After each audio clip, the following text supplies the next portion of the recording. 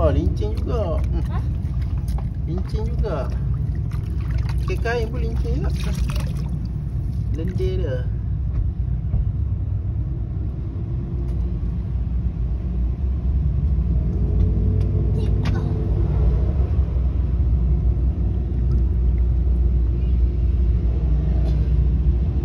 Boleh tak? Tarik kuat sikit.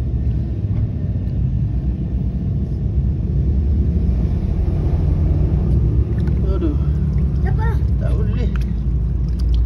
Putus dah, saya nak putus dah pun badan dia. Lendir dia banyak, lincin.